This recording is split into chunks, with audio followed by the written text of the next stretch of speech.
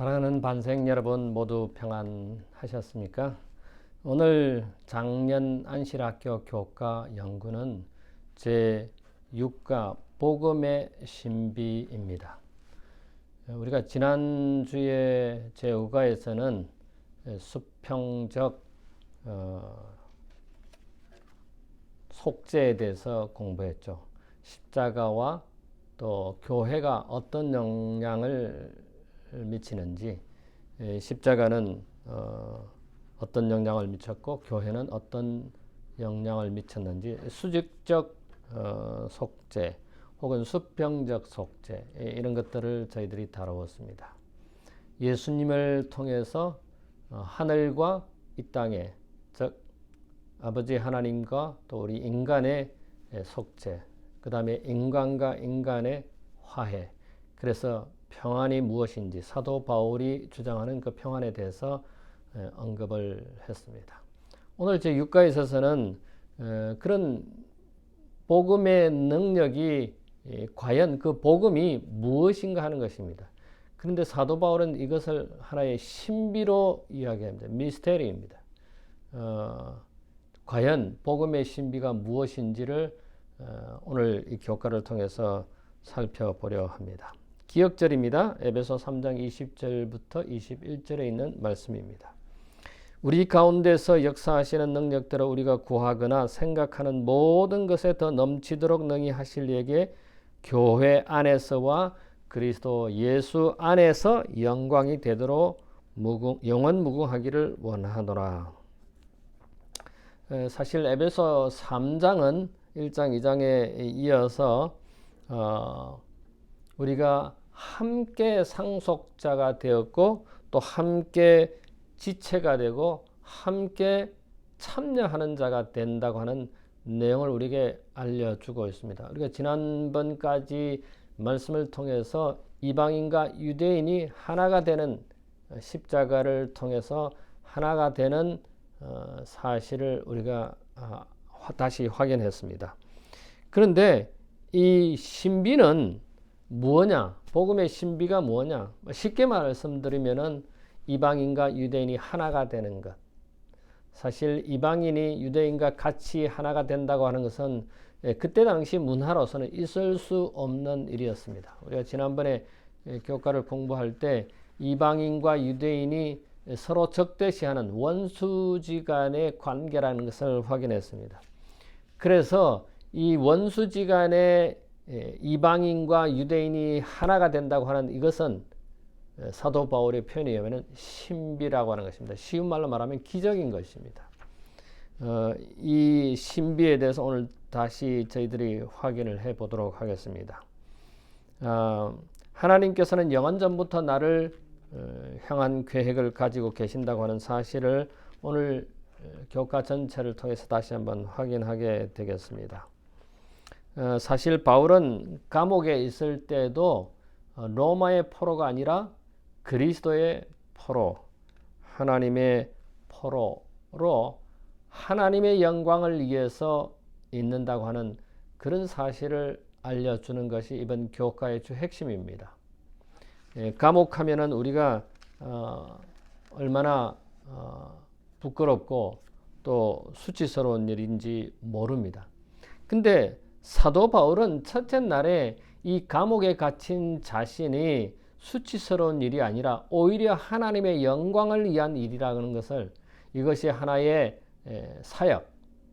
사역의 계속이고 하나님의 영광을 위해서 갇힌 자 되었다고 하는 사실을 이야기하고 있습니다.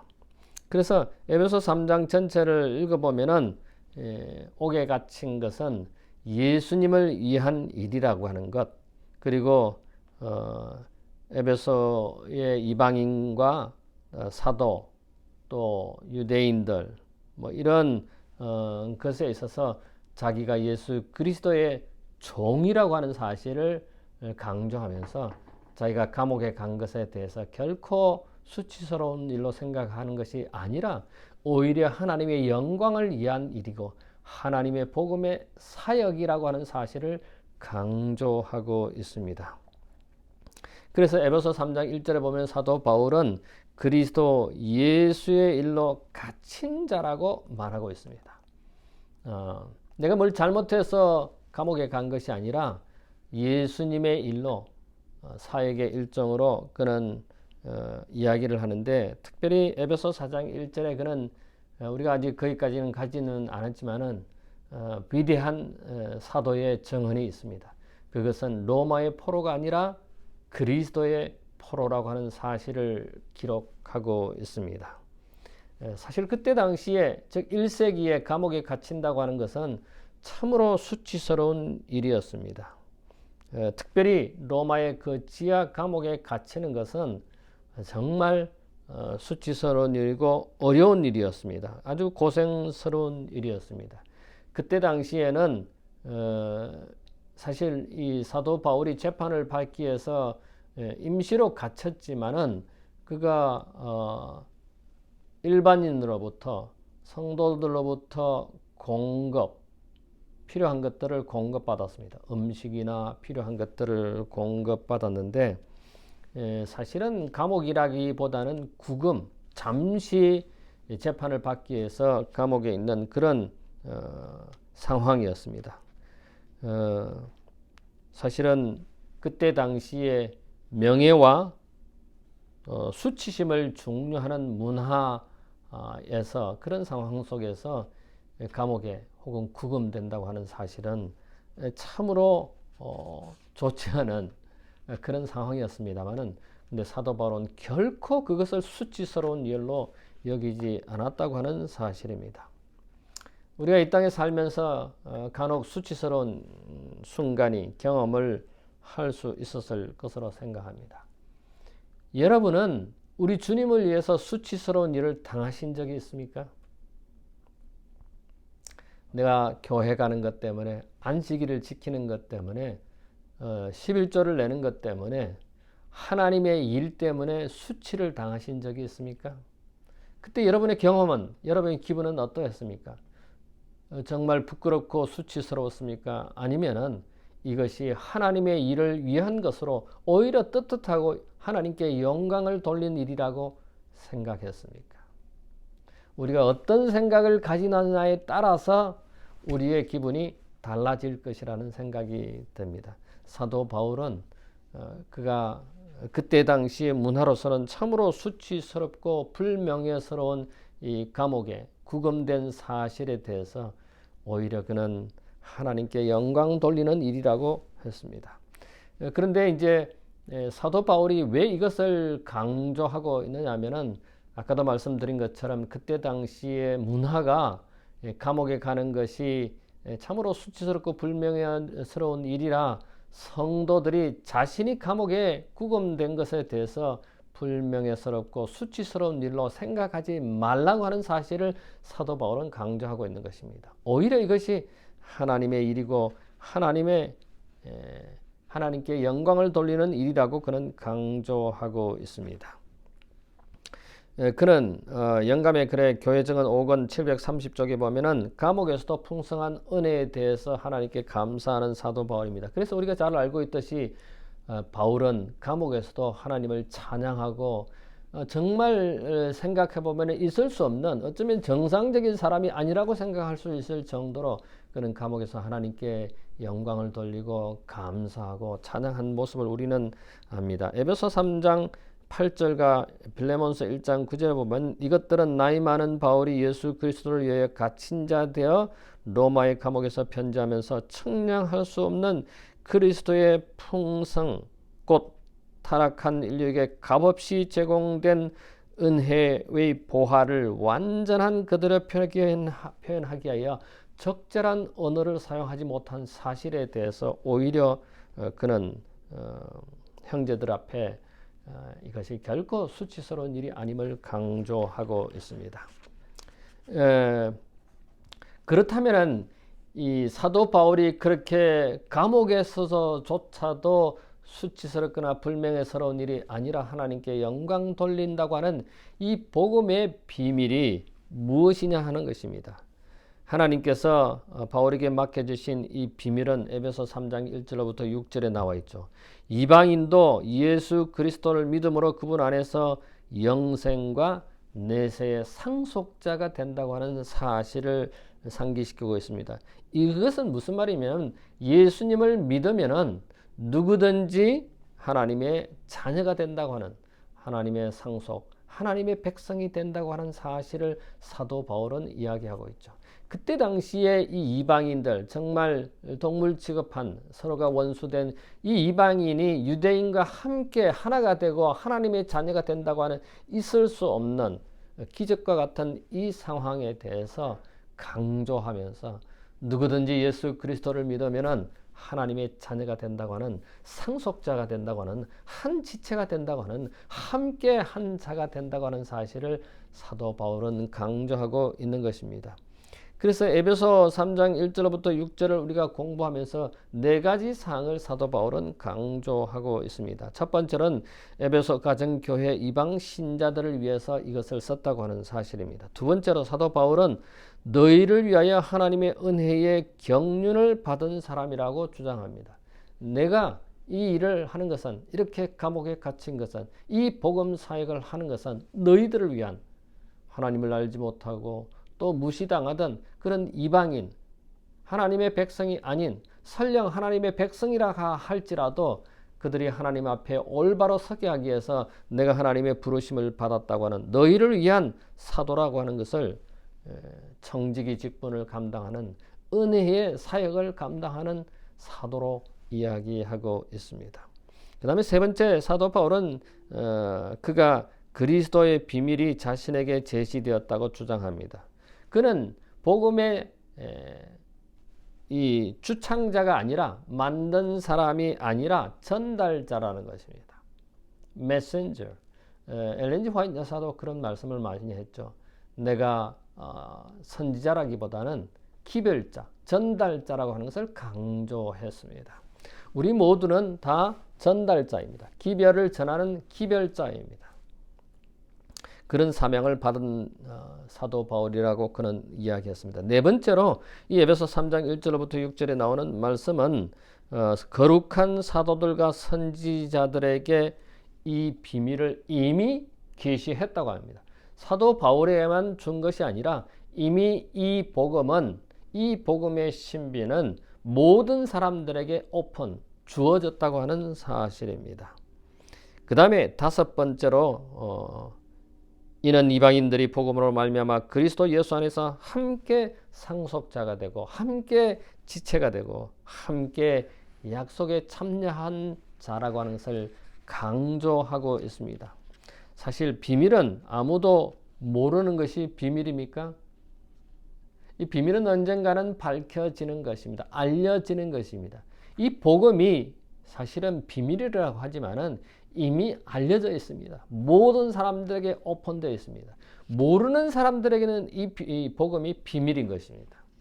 그래서 이 비밀이 되지 않도록 우리가 복음을 받은 자로서, 먼저 깨달은 자로서, 먼저 안 자로서 알지 못하는, 비밀이 되지 않도록 다른 사람들에게 전달하고 가르치고 이것을 함께 나눠야 할 책임이 우리에게, 사도 바울에게 있었다고 하는 사실입니다. 그 다음에 셋째 날 화요일에 하나님의 지혜를 나타내는 교회입니다. 이 일을 누가 합니까? 교회가 하는 것입니다. 사도 바울은 에베소 3장 7절부터 13절, 에베소서 후반부에 하나님과 그분의 행동에 어떻게 묘사하고 있는가 하는 것입니다.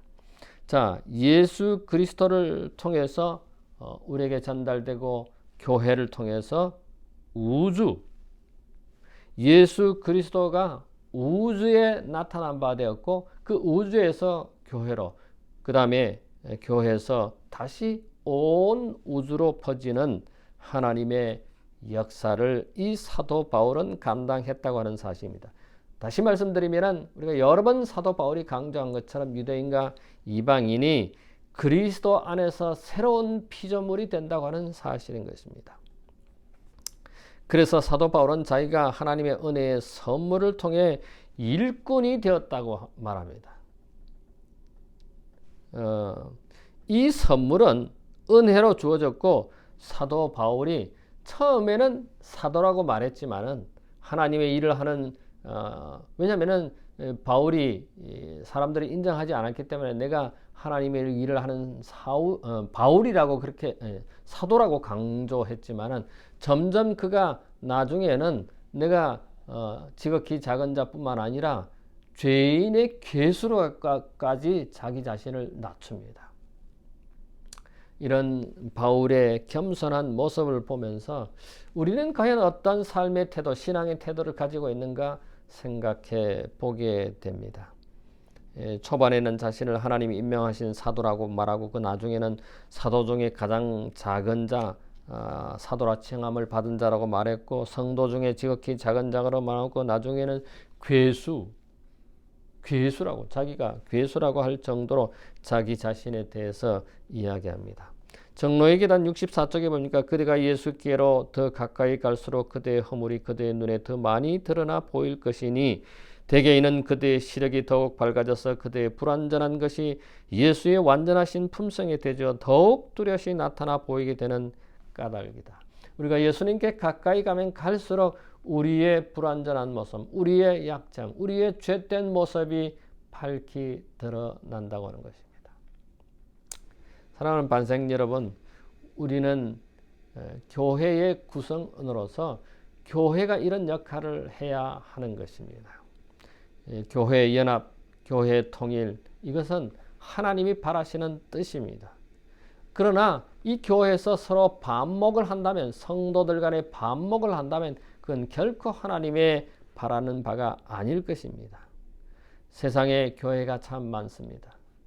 그 교회 안에서 이해가 다르다고 다툼이 있다면 이해가 다를 수도 있습니다. 그러나 그것을 가지고 다툴 필요는 없는 것입니다. 고린도전서 4장 6절의 사도 바울은 우리에게 원칙을 말씀하시는데 교회 밖으로 가지 말라는 것입니다. 영감의 글은 우리에게 주류를 떠나지 말라고 말씀하셨습니다. 결코 곁길로 가지 않게 되는 우리 모든 반생들이 되기를 간절히 바랍니다. 하나님의 지혜를 나타내는 그것이 교회라고 하는 사실입니다. 그래서 그리스도와 연합함이 이 바울의 성공 비결이라고 사도행전 303쪽에 기록하고 있습니다. 우리는 다 같이 하나님의 동력자들입니다. 넷째 날에 이제는 교회가 아니라 나의 마음에 거하시는 그리스도입니다. 사실 바울의 초기 기도 요청인 에베소 1장 16절부터 19절, 그리고 신자들을 위한 에베소 3장 14절부터 19절에 하나님께 간구하는 이 사도 바울의 기도를 살펴보면은 비슷한 점이 있어요. 그 비슷한 점이라고 하는 것은 하나님의 베푸신 사랑과 은혜를 확실히 알도록 성령께 간구하는 사도 바울의 모습을 우리가 확인할 수 있습니다. 그래서 사도 바울은 하늘과 땅에 있는 모든 가족을 아버지에게 속한 것으로, 속한 자들로 말씀하고 있습니다. 그래서 이 가족이라고 하는, 그래서 저는 이 가족, 하나님의 가족이라고 하는 단어를 참 좋아합니다. 더 마음에 와닿는 것은 영어로 할 때 더 마음에 와닿습니다. The family of God, 하나님의 가족. 우리 모두는 다 하나님의 가족, 하나님의 자녀들이고 우리 모두는 하나님의 것이라고 하는 사실입니다. 뿐만 아니라 우리는 하나님의 손 안에, 하나님의 돌보심 안에 있다고 하는 사실입니다. 뿐만 아니라 우리에게는 신성한 이름이 주어졌습니다. 그것은 하나님의 자녀요 성도라고 하는 이름이 우리 모두에게 주어졌습니다. 뿐만 아니라 우리는 그분의 소유로 인쳐져 있는 사람들입니다. 그러므로 우리 모두는 결코 이 하나님의 소유 밖으로 나가지 않게 되기를 바랍니다. 다시 말씀드리면 그리스도 안에서 살아가는, 그리스도 안에서 있는 우리 모두가 되기를 간절히 바랍니다. 우리가 하나님의 그 은혜와 사랑의 넓이, 높이, 깊이, 그리고 그 길이를 다 이해할 수가 없지요. 우리가 우리의 부모님의 사랑을 다 이해하지 못합니다. 우리의 자녀들이 우리를 다 이해하지 못합니다. 마찬가지로 우리도 하늘 아버지의 그 사랑과 은혜의 넓이와 깊이와 길이와 높이를 알지 못한다고 하는 사실입니다. 하늘과 땅에 있는 모든 가족 그리고 나의 이름이 하나님의 이름에 속했다는 것은 여러분에게 어떤 의미로 다가오는 것입니까? 저는 하나님께 그저 감사할 뿐이고 그저 하나님의 은혜를 찬양할 수밖에 없습니다. 우리가 하나님의 자녀가 된 것, 우리가 하나님의 소유로 인이 채워져 있다고 하는 사실, 우리는 그저 하나님께 감사와 찬양을 돌릴 수밖에 없습니다. 그러므로 늘 우리의 마음속에, 우리의 삶 속에 그리스도를 모시고 살아가는 우리 모든 반생들 되었으면 참 좋겠습니다. 다섯째 날 목요일 소주입니다. 그리스도 안에서, 교회 안에서 그리스도, 예수 안에서 영광입니다. 바울은 하나님께 드리는 짧고 시적인 찬양, 성령으로 기도 보고서를 마칩니다. 3장, 에베소 3장 그 뒷부분에 그는 무엇 때문에 하나님을 찬양합니까? 조금 전에서도 우리가 확인한 것처럼 우리는 우리의 몸이 우리의 것이 아니라는 것을, 우리의 몸과 우리의 생각하는 것, 우리의 모든 것이 우리의 기도하는 것 이상으로 하나님께서 이루어 주시고 하나님의 것이라고 하는 사실을 하나님께 찬양 드리는 것입니다. 여기 보니까 사도 바울은 그의 기도와 성령을 통해서 두 가지를 이야기하고 있습니다. 첫 번째는 교회 안에서와 그리스도 예수 안에서 영광이 대대로 영원무궁하기를 원하노라. 에베소 3장 21절에 있는 말씀입니다. 사실 여기에서 그리스도 예수를 통해 교회에 제공된 구원에 대하여 하나님을 찬양하고 있습니다. 뿐만 아니라 두 번째로 대대로 영원무궁하기를 바라고 있습니다. 우리 모두가 다 주님 안에서 평안하고 주님 안에서 하나님의 백성으로 행복하기를 간절히 바랍니다. 그래서 마침내 예수님께서 이 땅에 오셔서 우리를 저 영원한 하늘에 데려가는 그런 날이 속히 우리 모든 반생들에게 임하게 되기를 간절히 바랍니다. 바울은 아버지의 돌보심의 우주적 범위, 준비된 성령의 도움, 그리스도의 협력, 그리스도의 무한한 사랑에서 힘을 얻는 것을 볼 수 있다고 합니다. 그래서 하나님의 충만하신 것으로 우리가 하나님을 찬양하고 성도들에게 베푸시는 하나님의 능력의 풍성함에 대해서 다시 한번 감사를 드리지 않을 수가 없습니다. 예수 그리스도를 하나님께서 이 땅에 보내셔서 아버지의 뜻을 이루시고 아버지께 영광이 되는 것이라고 했습니다. 여러분, 자식과 부모의 관계를 한번 생각해 보십시오. 자식이 부모가 기대하는 것을 이룰 때는 그 부모가 영광이 됩니다. 영광을 받습니다. 예수 그리스도께서 이 땅에 오셔서 아버지의 뜻을 이루심으로 아버지께 영광이 되는 것입니다. 그래서 우리 모두가, 우리 존재 자체가 하나님께 영광이 되어야 하겠습니다. 우리 자체가 하나님께 영광이 된다고 하는 것은 우리가 주님 안에서 신실하게 살아갈 때, 하나님의 자녀로 계속해서 있을 때 그것이 가능한 것입니다. 사랑하는 우리 모든 반생 여러분, 우리 모두가 하나님께 영광이 되는 그리스도 안에서 신실하게 살아가는, 그래서 행복한 그리스도인이 되기를 간절히 바랍니다. 마지막 여섯째 날입니다. 우리는 정말 성경을 믿는가? 우리는 이 말씀에 제시된 하나님의 지식을 얻을 수 있다고 믿는가? 우리는 하나님의 입에서 나오는 모든 말씀을 믿는가? 선지자와 사도들 그리고 그리스도 모든 빛과 축복의 근원이시며 그 안에 모든 풍요와 충만함이 거하시는 예수 그리스도가 하신 말씀을 믿는가? 우리는 하나님과 그분의 아들을 정말로 믿는가? 리뷰 앤드 헤럴드에 나온 영감의 글입니다. 자, 오늘은 우리가 제6과 복음의 신비에 대해서 살펴보았습니다. 다음 제7과는 그리스도 안에서 하나로 연합함입니다. 계속해서 이 에베소서를 기록한 사도 바울의 이야기를, 이 교재를 집필하신 존 맥페인 목사님께서 신학을 하나하나 설명하고 있는데, 이제 제7과에서는 연합에 대해서 강조할 것으로 생각이 됩니다. 우리 모두가 이 교과 공부를 통해서 큰 유익을 얻게 되기를 간절히 바랍니다. 잠시 머리를 숙일까요? 고마우신 우리들의 하늘 아버지, 저희들로 하여금 복음의 신비를 알게 해주시고 복음 안에서 주님 안에서 살아갈 수 있도록 하나님의 자녀로 택해 주심을 인하여 감사합니다. 우리만 알고 있는 것이 아니라 이 신비를 알지 못하는 이 비밀을 다른 사람들에게 알려주는 저희가 되도록 도와주시옵소서. 감사하오며 예수님 이름으로 기도하옵나이다. 아멘.